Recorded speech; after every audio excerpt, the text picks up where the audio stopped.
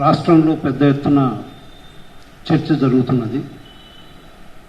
సర్వేలు, జనగణనలు ఎప్పటి నుంచో ఉన్నాయి, మన రాష్ట్రంలో, మన దేశంలో ఉన్నాయి. Cost census not cost census ప్రతి 10 సంవత్సరాలకు చాలా అంశాల గురించి వాళ్ళు ప్రశ్నిస్తుంటారు, మనం దానికి రెస్పాండ్ అవుతుంటాము. ఆ డేటా మొత్తం ప్రభుత్వం దగ్గర ఉన్నది. నేను ఇప్పుడు దాదాపు 30-40 ప్రశ్నలు సెన్సస్ లోపల మనకు స్పష్టంగా కనిపిస్తున్నాయి. కాకపోతే ఇక్కడ అడిషనల్గా కాస్ట్ అనేది యాడ్ అయ్యింది. మిగిలిన చాలా అంశాలు సెన్సస్తో సిమిలారిటీ ఉన్నది. కాస్ట్ యాడ్ అయింది, ఇంకా కొన్ని డీటెయిల్స్ ఇందులో అడుగుతున్నారు. అంతేగాని ఇదేదో మొదటిసారి దేశంలో జరిగిన వింతలాగా కొంతమంది కొన్ని వర్గాలు దీన్ని ఒక చర్చనీయాంశంగా తయారు చేసి కూర్చున్న స్థితి ఉన్నది. యాక్చువల్గా 2024 ఎలక్షన్స్ లోపల క్లియర్గా ప్రజలు మ్యాండేట్ ఇచ్చిండ్రు. ఇండియా అలయన్స్లో భాగంగా దేశం లోపల కులగణన చేస్తామని ఒక ఎజెండా పెట్టిండ్రు. అదేవిధంగా రాజ్యాంగాన్ని రక్షించుకోవాలని ఒక ఎజెండా పెట్టిండ్రు. రిజర్వేషన్లను రక్షించాలనే ఎజెండా పెట్టిండ్రు. ఆ ఎజెండాను అప్హోల్డ్ చేసుకుంటూ ప్రజలు మ్యాండేట్ ఇచ్చారు. 2024లో యూపీలో బీజేపీని ఓడించిండ్రు. కాబట్టే ప్రజాస్వామ్యాన్ని రక్షించుకోగలిగినము. బీజేపీ ద్వారా జరగబోయే నష్టాన్ని నుంచి మనం బయటపడగలిగినము. రాజ్యాంగాన్ని ఖతం చేద్దామని బీజేపీ ప్రయత్నం చేసింది, దాని నుంచి మనం రక్షించుకోగలిగినము. కులగణన, సామాజిక న్యాయం ఎజెండా ప్రజలు మ్యాండేట్ ఇచ్చిన ఎజెండా. ఆ ఎజెండాను అందరూ గౌరవించాల్సిన బాధ్యత ఉన్నది. అదేవిధంగా మన రాష్ట్రం లోపల పంచాయతీ ఎలక్షన్స్లో భాగంగా కులగణన చేసి 42% రిజర్వేషన్ ఇంక్రీజ్ చేస్తామని చెప్పి వాళ్ళు ఎలక్షన్స్కి పోయినరు. ప్రజలు మ్యాండేట్ ఇచ్చిండ్రు, 42% చేయండి, కులగణన చేయండి అని చెప్పి ప్రజలు తీర్పు ఇచ్చిండ్రు. ప్రజలు తీర్పు ఇచ్చిన తర్వాత దాన్ని అడ్డుకోవడం రాజకీయ పార్టీలు, ఇది చాలా దురదృష్టకరమైన డెవలప్మెంట్.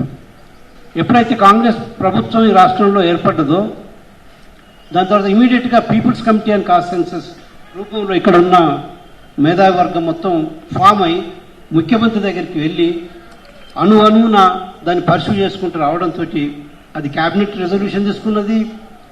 అసెంబ్లీ లోపల ఏకగ్రీవ తీర్మానం చేసిండ్రు.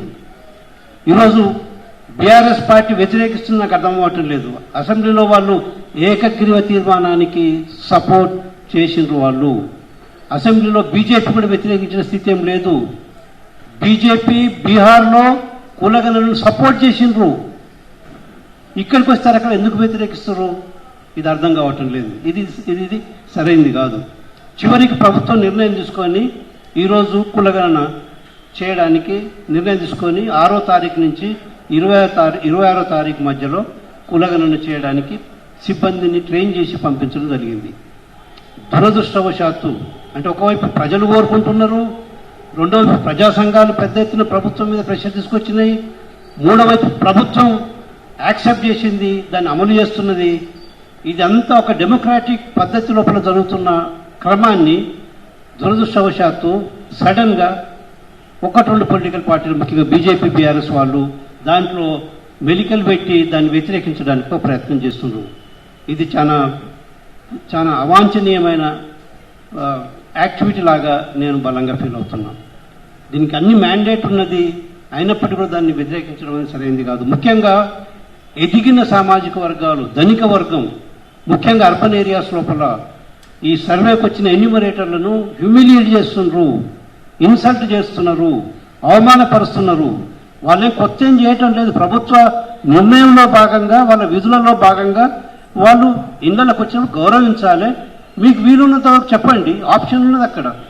మీకు ఇష్టం లేకపోతే అది వేరే విషయం. అది కానీ ఒక అరాచకాన్ని సృష్టిస్తున్న పరిస్థితి రాష్ట్రం లోపల మనకు స్పష్టంగా కనిపిస్తున్నది.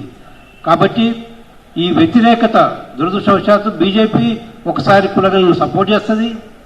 2010 లోపల పార్లమెంట్లో డిబేట్ అవుతున్నప్పుడు మేము మద్దతు ఇస్తున్నామని చెప్తుంది బీజేపీ. అది ఆ ప్రభుత్వం రాగానే మేము కులగణనకు వ్యతిరేకం అని చెప్పి మాట్లాడుతుంది.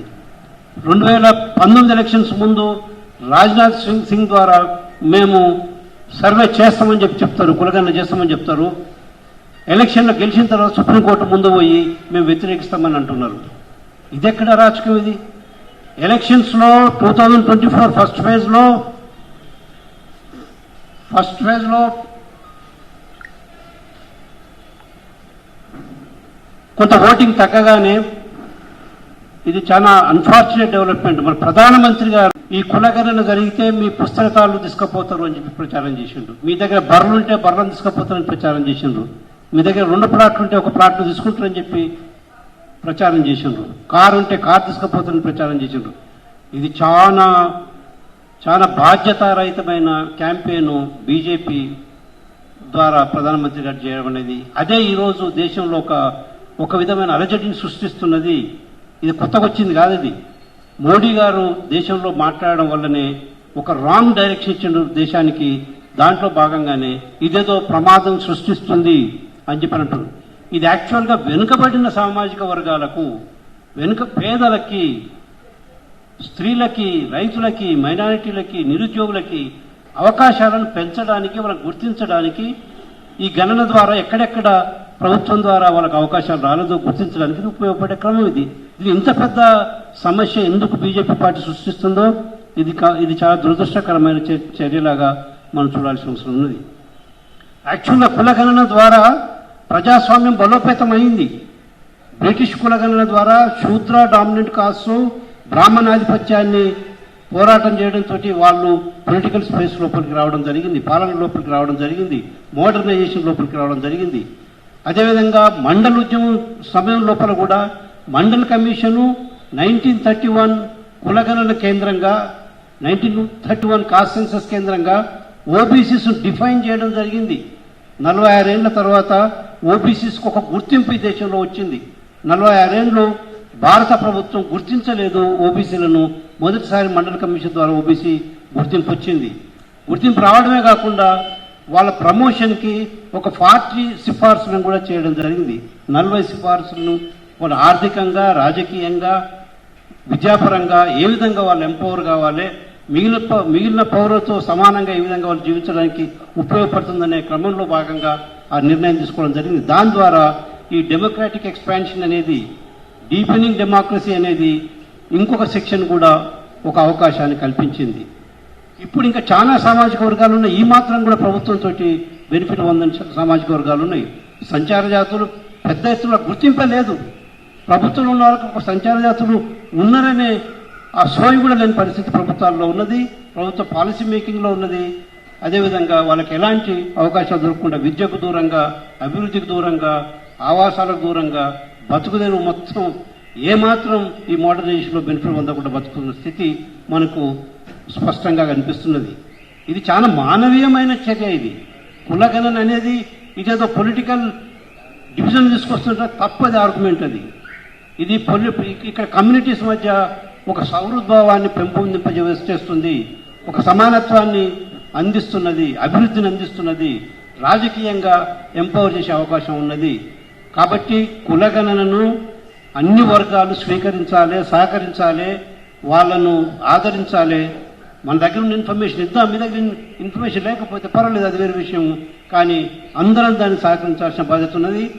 ముఖ్యంగా ఈ జూబ్లీ హిల్స్ క్లాసు, లేకపోతే బంజారా హిల్స్ క్లాసు, లేకపోతే గేటెడ్ కమ్యూనిటీసు, అపార్ట్మెంట్స్, వాళ్ళు బాధ్యతాయుతంగా వివరించాల్సిన బాధ్యత ఉందని చెప్పి నేను అంటున్నాను. గ్రామాల్లో సహకారం దొరుకుతుంది, కానీ వీళ్ళు మాత్రం చాలా నిరాదరణ, వాళ్ళను లోనికి రానియకుండా వాళ్ళని అడ్డుకుంటున్న స్థితి ఉన్నది.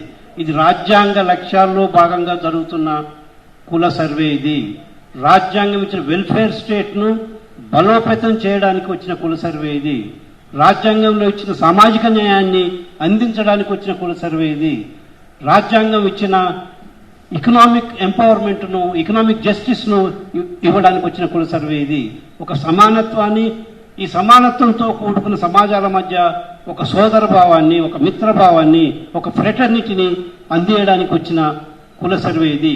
కాబట్టి సోషలిస్ట్ ప్రిన్సిపల్స్లో భాగంగా,